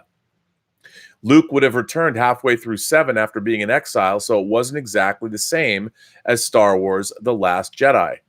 George Lucas himself said last year that he would have explored the microbiotic world and the Wills as the ones who feed off the Force and control the universe, where he expected people to hate that idea. As I said in the live chat in regards to the big shot, Dark Rey as a vision would be lazy and a cop-out. Unfortunately, I believe this is what will happen. But I want to believe it won't, since it is in the special look trailer. I think many fans will be angry if it's just a vision instead of a clone, or Rey going to the dark side herself, where it would still be a fake out. If Rey tries to infiltrate and take down Palpatine by pretending to join the dark side as a poor man's version of Dark Empire, I would be fine with that. I just don't think there's enough time in the movie for that story to happen unless it happened early. The fact that Rey and the crew are together makes that less likely. We will find out the truth about the rise of the Knights of Ren in a comic instead of the movie, which is problematic. A big issue with this sequel trilogy is having explanations in books and comics. I just want the movie to be good, and I'm pulling for Dark Rey to be a clone serving Palpatine. I would love to see her face the original Rey and Kylo in an epic fight. It would be similar to the ending to the Thrawn trilogy, with Luke fighting a clone of himself, and then Mara Jade kills the clone, which works for me. Now, if Rey does go to the dark side herself, where Kylo has to be the one to save her and sacrifices himself, then I could see that working too. I don't see Kylo making it out of the movie no matter what happens. I just don't want to see the Dark Rey moment as a vision that lasts 30 seconds, making it pointless, and hopefully the movie delivers, since it needs to stick the landing. Dan V. This video still gives me chills, and I wish there was a character as great as Kriya in the new movies. And then there's a link, which you can get to when you read this letter on the website. PPS, those old Republic trailers created by Blur are fantastic, and I would be curious what you thought of them. The first, third, and fifth one tell great stories that feel epic. Well, first of all, Dan, I love this letter. I love those Knights of the Old Republic trailers. They were great. But again, what's really interesting, and I think what's really problematic, again, about how, it's interesting to me that J.J. Abrams worked on both Star Trek and Star Wars. And I think he was the absolute wrong person to do that, because J.J. Abrams, his storytelling is based in television, where you don't have to have the kind of detail. I don't think he thinks things through, at least as evidenced by he's directed now, The Rise of Skywalker is his 5th science fiction movie. Star Trek Into Darkness, Super 8, Star Wars The Force Awakens, and now Rise of Skywalker. And there's not a lot of deep science fiction thinking. It's very much television. It breezes over the thought process behind characters and everything. You're just supposed to accept these characters at face value. And I think that the kind of character development that we're getting, it took him in Lost to figure out who these characters were. It took how many seasons? 6 seasons, because they kept flashing back. You learn more things about these characters every episode. I mean, so the problem that I have with a lot of J.J. Abrams' work is he is not really great at establishing who characters are. You know, there's not a lot of deep thinking. It's very superficial. The storytelling is very superficial, and that's problematic for me, especially when it comes to science fiction. His storytelling, and when I say storytelling, I mean in terms of developing characters, there's no verisimilitude there. It's a shorthand he just expects you to buy, and that isn't the case. I mean, you know, I'll give you an example. There's a moment in we all remember this, in Raiders of the Lost Ark, where we're in Dr. Indiana's classroom. He's teaching a classroom, and the girls in front, everyone's in love with him. All the girls are in love with him. And there's one girl that has "Love You" written on, I guess, in mascara on her eyelids. And there's a great moment where Harrison Ford stops, and he, like, in class, and he leans forward, and he's taken aback by this. Now, what was so great about that moment with Indiana Jones is that even though he's a badass, he's not some Lothario. He's not a lady killer. You know, he's taken aback, and probably he's kind of like, "Ooh, she likes me," you know, kind of a thing. There's an aw shucks quality there. Now, you didn't have to do that, but that moment, I'm sure it was created in partly in the script, but it comes out of Spielberg's direction and certainly Harrison Ford's acting. And it creates a character beat and a moment that doesn't have to be there, but there's a depth and a humor and a warmth and most of all a humanity in that moment that says a lot about Indiana Jones's character that is surprising, you know, and it humanizes him. And it's just a brief moment, and it didn't have to be there, but it says a lot about character. And there's none of that. There's none of those moments in J.J. Abrams' work. It's all, and when it is, it's played completely cartoony. It's all one note. It's all superficial.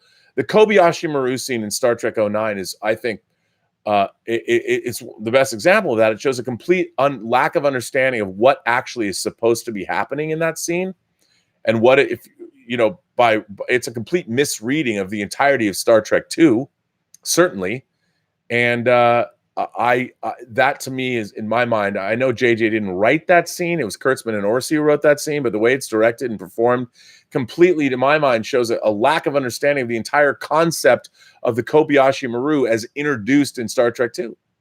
Now, the same is true of all of these new Star Wars characters. There's a lot of people that like them, and that's fine, but the writing has done, to my mind, a great disservice. And to be honest, I hope Star Trek, I hope The Rise of Skywalker is great. I really do.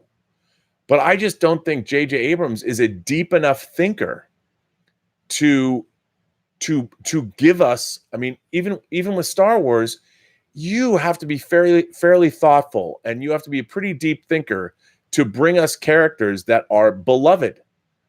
And I haven't seen much evidence of that in his film work. And so, you know, hopefully we'll get more. Hope springs eternal. I want it to be good. But thank you for your letter. I you know, that's why a show like Mindhunter is so compelling.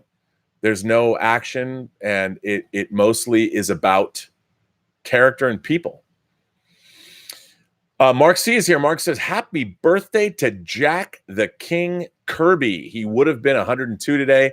Well, that's amazing. I didn't know that. That is truly incredible. Happy birthday to Jack the King Kirby. Maybe I will go pull out my doorstop of a Fourth World omnibus and give it a read, because that would be cool.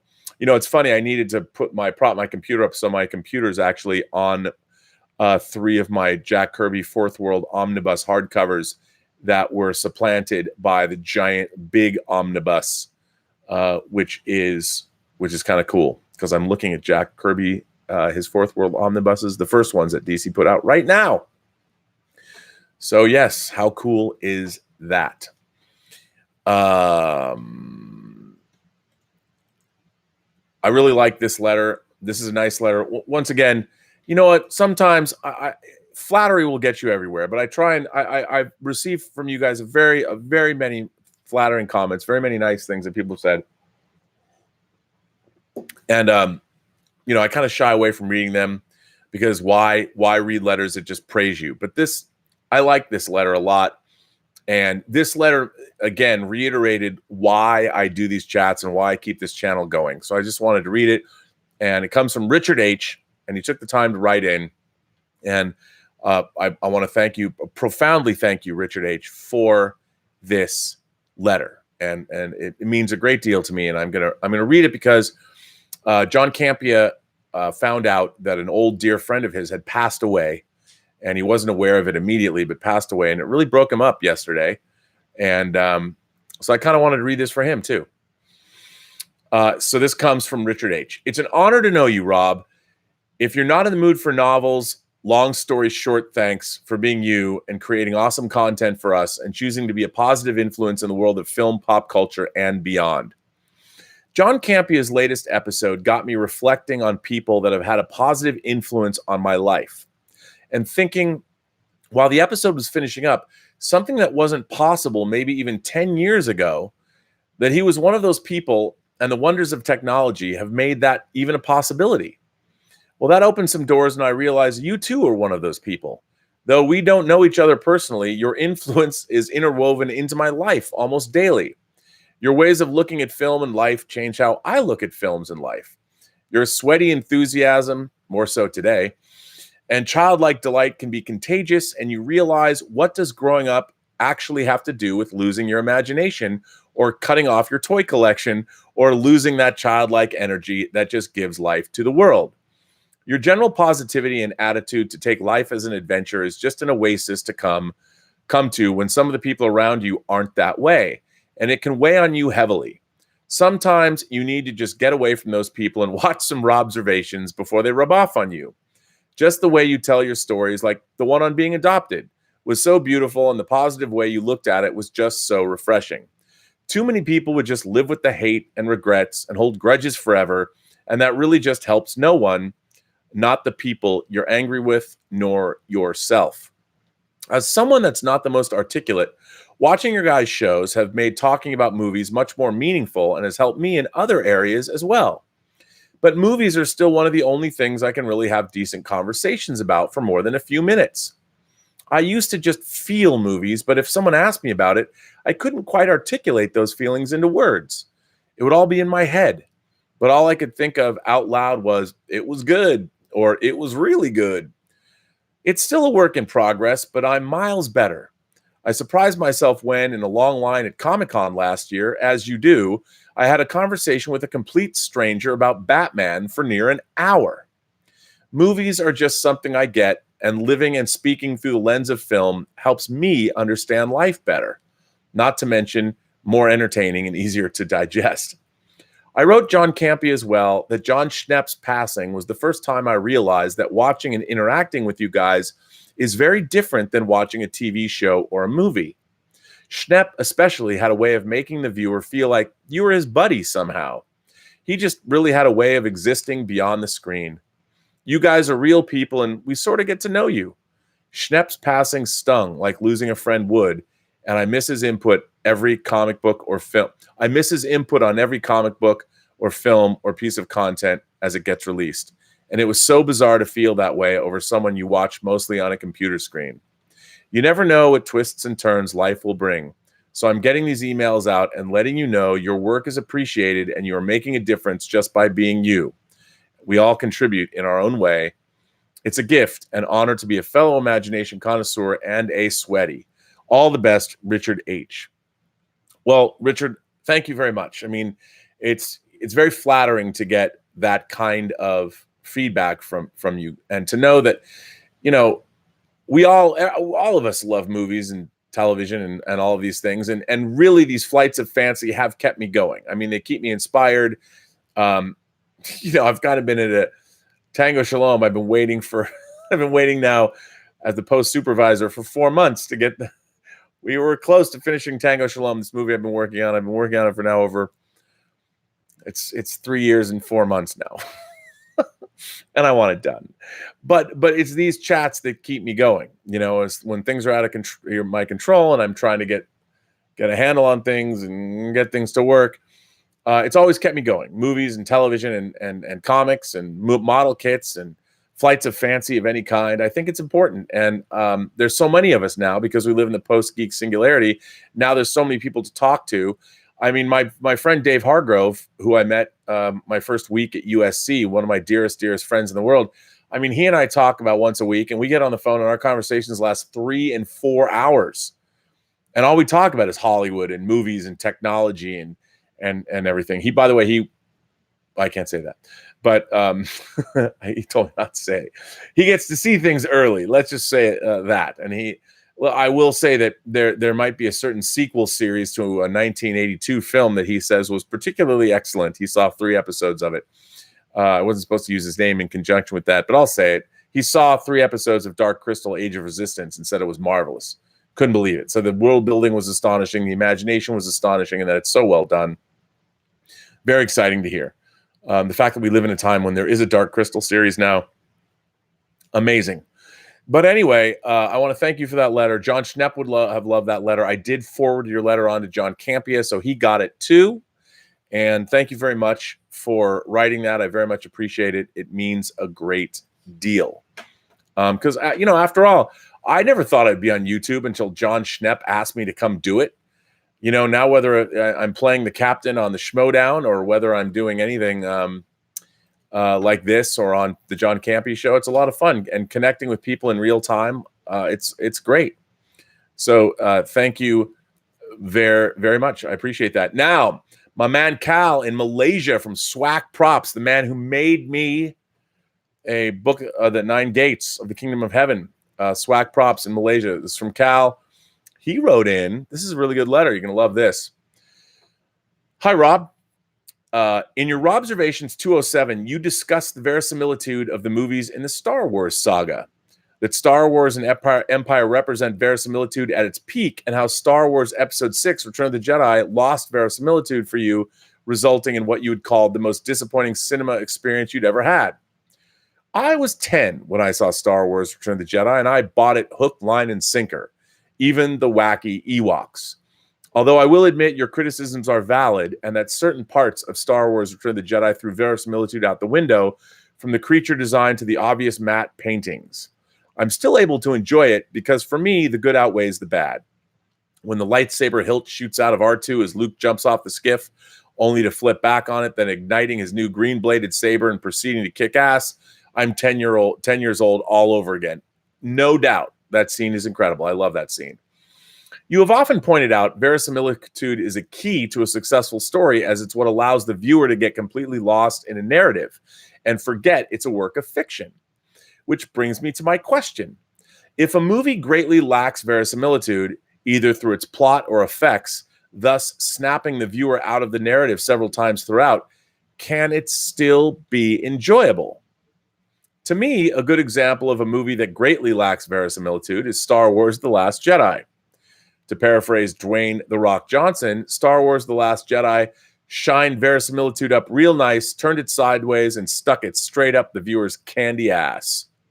You mentioned your frustration that a lot of people's criticism of the movie revolves around misogyny and other non-PC issues rather than verisimilitude, so let me attempt to apply the verisimilitude test on a number of Star Wars: The Last Jedi's key scenes.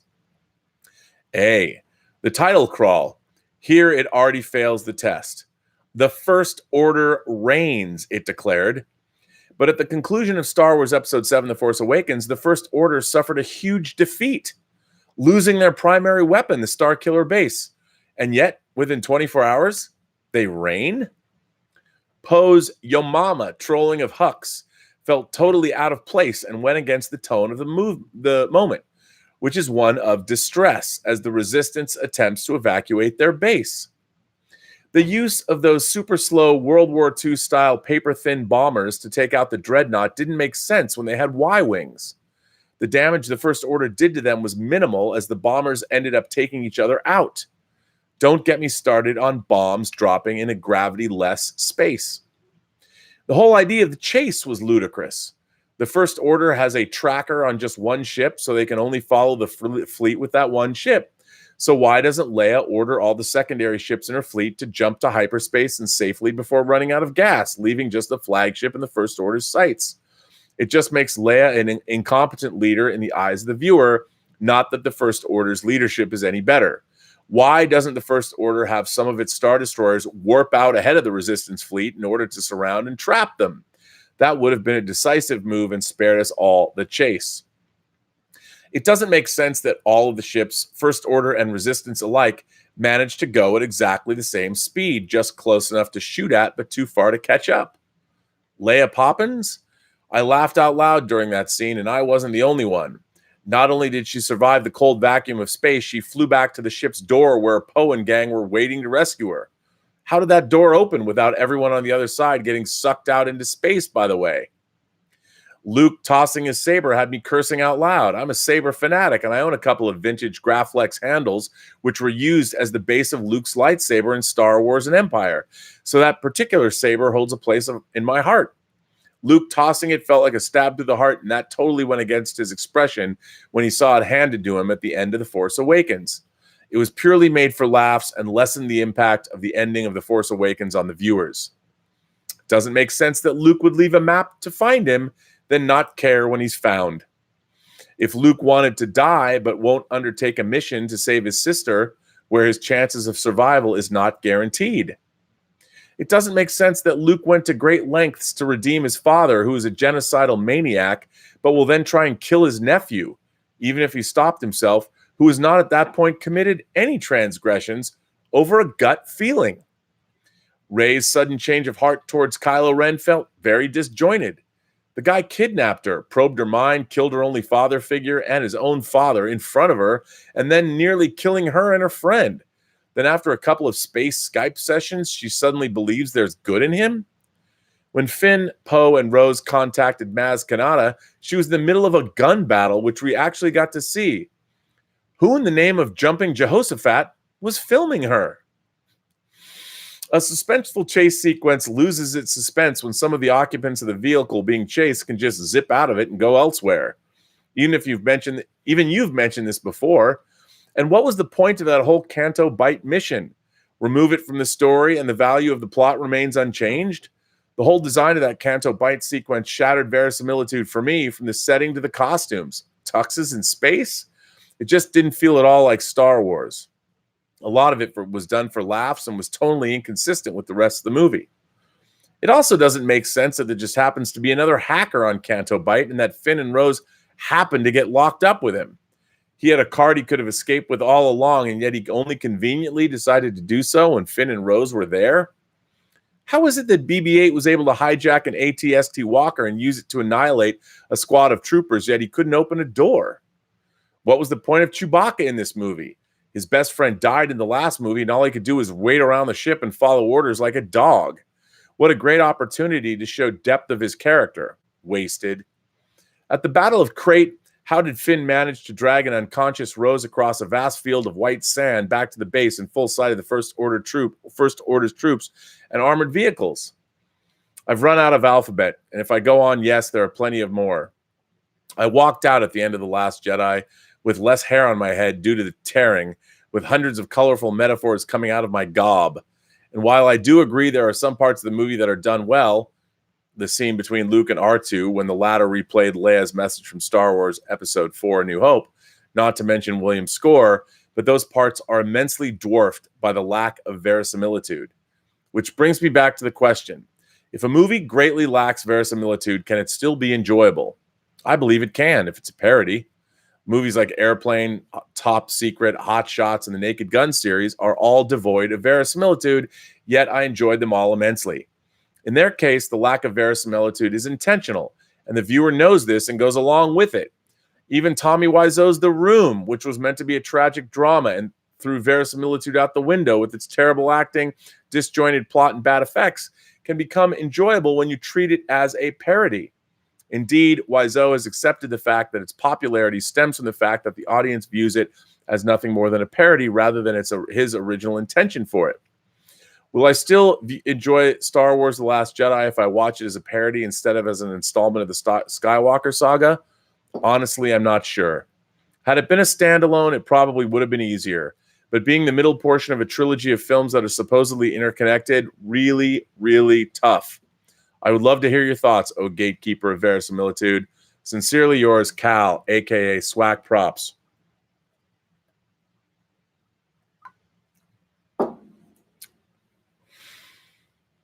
I don't disagree with anything you said. I mean, I enjoyed The Last Jedi because of the Luke story. I will tell you that. I thought the rest of the movie was strange, for lack of a better word. I thought it was strange. I understand what was being done, but I think a lot of it was strange. And I agree with you 100% about verisimilitude. There is very little of it in The Last Jedi. There are things about it, again, the Luke story I really like, all of that. But that's not really a trilogy movie. I mean, I kind of wish Rian Johnson had made some, indie Star Wars film where it was just Luke and Rey for 2 hours, basically having My Dinner with Luke Skywalker, like a My Dinner with Andre, and it was all a meditation on the Jedi Order and what it meant, almost like a side story, like Luke and Rey, a Star Wars story, something like that. But I can't disagree with anything that you're saying. You all make good points. You make good points, and the Last Jedi haters have made these points, and you're not wrong. You're not wrong. So I'm with you there.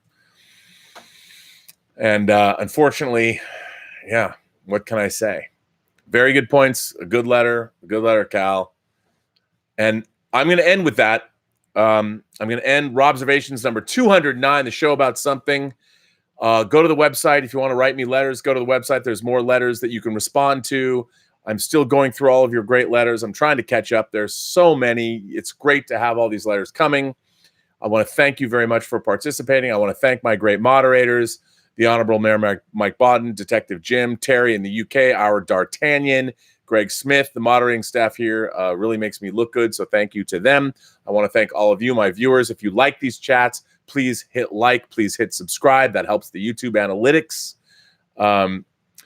And it also helps combat whoever gives me 4 dislikes on every single show. You should watch. You should join. Why do you give me dislikes? Write in. I want to know. Send me a letter. At the Burnettwork. I want to thank Lucky Tiger for sponsoring these chats. If you go to getluckytiger.com, Lucky Tiger men's grooming products are for men who want to look good and feel great. And if you go to their website and you punch in PGS for Post-Geek Singularity, you get 20% off your orders. And remember, Lucky Tiger is having the Tailgater giveaway, where they're giving away through this weekend, through Labor Day weekend, over $500 worth of tailgating swag, getting you ready potentially for the next upcoming football season, the 2019-2020 football season. Can you believe it's going to be 2020? My God, the Super Bowl is going to be in 2020. Crazy. Anyway, you can enter at both getluckytiger.com or clubluckytiger.com, and that's cool, right? So do that. Get some free swag. Anyway, I want to thank you. I want to thank all my new subscribers. There's a lot of new subscribers. We're getting a lot of letters, a lot of comments. I want to thank you all for being a part of this. And remember, every person you meet has a story to tell you have yet to hear. All you need to do is listen. And with that, I say to all of you Imagination Connoisseurs, all of you members of the Post-Geek Singularity, have a better day.